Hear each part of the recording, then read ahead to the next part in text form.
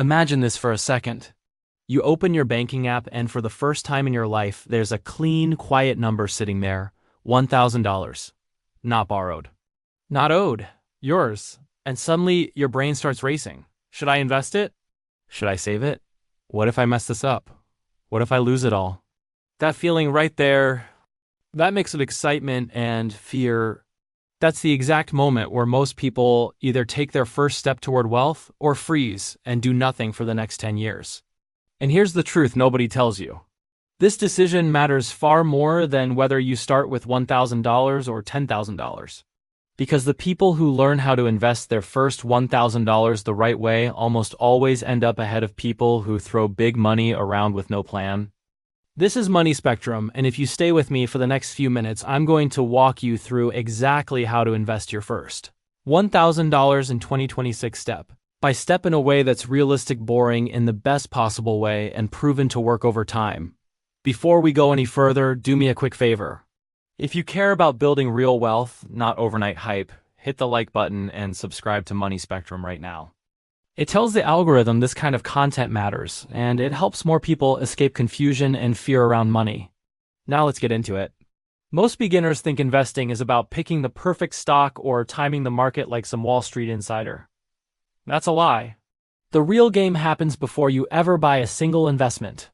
And this is the step almost everyone skips. The step that quietly destroys their confidence later. You have to protect your first $1,000 before you try to grow it. That sounds boring, I know, but boring is exactly what builds wealth. If you don't have at least 1 month of basic living expenses saved somewhere safe, investing your $1,000 is like putting a racing engine into a car with no brakes. Life will happen. Your car will break down, your phone will die. Not because investing failed, but because you didn't give your money a safety net. Even a small emergency fund changes everything psychologically. It lets your investments breathe.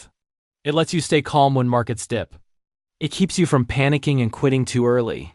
Now, let's talk about something uncomfortable but necessary. High-interest debt. Credit cards charging 18, 22, even 25% interest. If you're carrying that kind of debt, investing your $1,000 first is mathematically working against yourself. The stock market has historically returned around 10% per year over long periods. Credit card interest is a guaranteed loss that's often double that. Paying off high-interest debt isn't boring. It's one of the highest return investments you'll ever make, because it's risk-free. That doesn't mean all debt is evil. Low-interest debt like a mortgage or a reasonable car loan doesn't stop you from investing. But if the interest rate is crushing you every month, fix the leak before you try to fill the bucket. Once your foundation is stable, this is where things finally start to get exciting. Because now you're ready to choose where your $1,000 actually goes. And this decision alone can save you tens of thousands of dollars over your lifetime. The biggest mistake beginners make is opening the wrong type of account. They focus on what to buy instead of where to buy it. For most people starting out in 2026, a Roth IRA is one of the most powerful tools available. You invest money you've already paid taxes on, and then the growth becomes completely tax-free in the future. That means if your $1,000 turns into $40,000 or $50,000 over decades, you keep every dollar of that growth. No tax bill waiting at the end. That's not a loophole. That's the system rewarding patience. A regular brokerage account is more flexible, and sometimes that flexibility matters. There are no income limits, no age rules, and you can access your money whenever you want. The trade-off is taxes on gains. Neither option is wrong. The mistake is not understanding the difference. Long-term goals usually favor tax-free growth. Shorter-term goals favor flexibility. Smart investors choose intentionally instead of randomly. Now we get to the part everyone thinks investing is about. What do you actually buy? And this is where social media has done more damage than most people realize. Your first $1,000 is not for gambling. It's not for chasing hype. It's not for trying to get rich before next summer.